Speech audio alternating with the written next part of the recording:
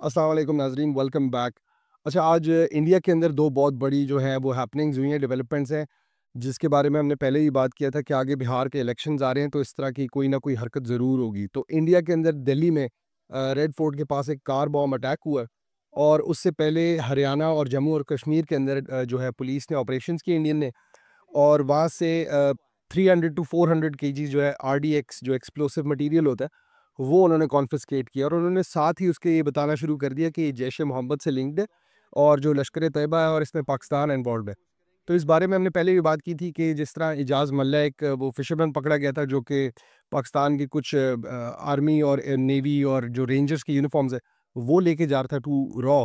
इसी तरह हम पहले भी यही डिस्कस करते कि ऑपरेशन सिंदूर के साथ जिस तरह पहलगाम अटैक एक फ़ॉल्स फ्लैग ऑपरेशन था, उसी तरह ये दोबारा ट्राई करेंगे कोई और फ़ॉल्स फ्लैग ऑपरेशन करके, तो दोबारा से ऑपरेशन सिंदूर 2 टाइप कोई चीज़ करें, ताकि ये जो इनको ज़िल्लत पेश आई थी, जो एम्बैरेसमेंट इनको फेस हुई थी 7 टू 9 में जो ऑपरेशन सिंदूर था, उसको ये किसी तरह टैकल कर सके।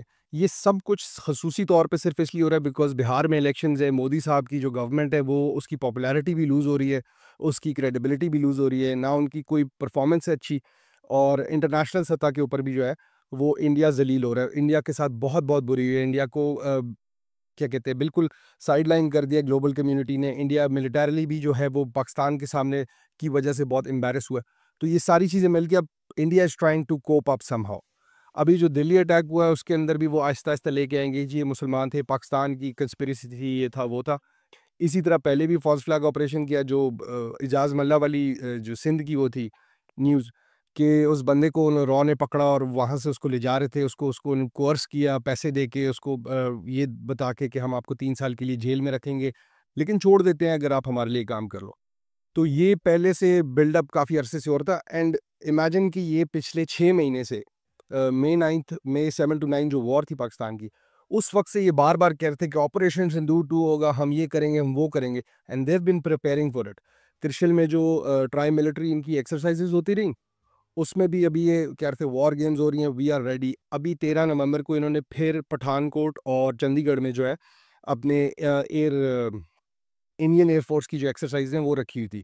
वो सब कुछ रेडी करके इन्होंने अब ये ऑपरेशन किया। प्रोबेबली इसके थ्रू ये इलेक्शंस भी मोदी साहब को जो है वो जितवाना चाह रहे हैं, और उसके साथ-साथ ये को ऐसा ऑपरेशन करेंगे को पाकिस्तान और इंडिया के बीच में इस तरह की मिलिट्री जो है वो जंग करवाएँगे या मिलिट्री को ऑपरेशन कराएँगे जिससे वो अपनी पॉपुलैरिटी बेहतर कर सकें।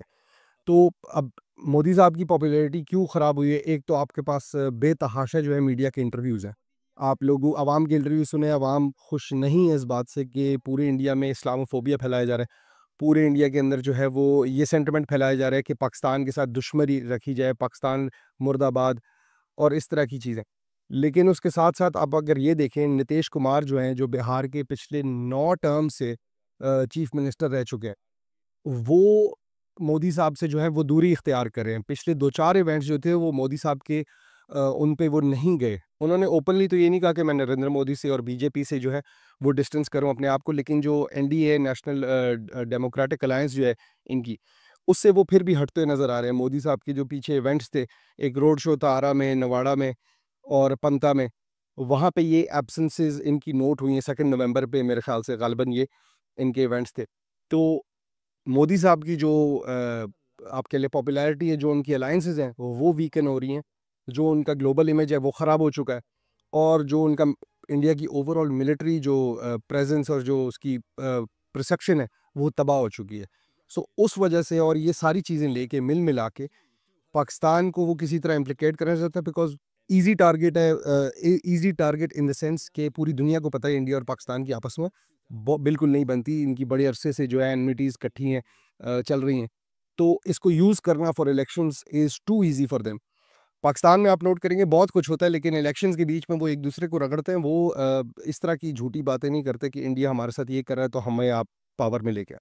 इंडिया खसूसी तौर पे जो है उसकी ये हिस्ट्री और ट्रैक रिकॉर्ड रहा है कि वो पाकिस्तान के को थ्रेट बना के जो अपनी आवाम है उसको अपने साथ इकट्ठा करता और फिर इलेक्शन जीतने की कोशिश करता है। This is a very dangerous game, और खसूसी तौर पे इंडिया के लिए जिसको इतनी ज़िल्लत पीछे फेस करनी पड़ी है, उसको दोबारा भी करनी पड़ सकती है। सो रिगार्डलेस उनके पास इस वक़्त एक ही टैक्टिक है, बिकॉज़ वो इसके अलावा किसी और तरीके से इलेक्शन के करीब बिहार जो इलेक्शन होने लगे वो नहीं जीत पाएंगे प्रॉबली। तो आगे आने वाले जो कुछ घंटे कुछ दिन है उसमें ये नोट कीजिएगा कि पाकिस्तान के बार बार इम्प्लिकेट करेंगे मुस्लिम जो है पर्सनालिटीज़ वो इस कार बॉम्ब अटैक में लेके आएंगे।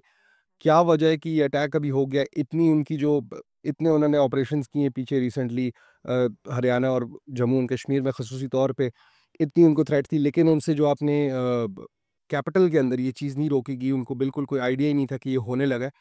तो doesn't seem fair, it doesn't seem authentic कि ये वाक़ई हुआ होगा।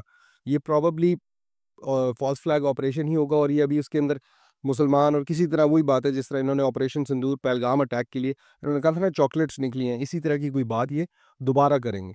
ऑल्दो जो army rangers army Pakistan army की जो वर्दियाँ थी वो तो एजाज मुल्ला से नहीं मंगवा सके, तो उस तरह की ऑथेंटिसिटी शायद ना हो, बट ये इस तरह की चीज़ प्रॉबेबली दोबारा करेंगे।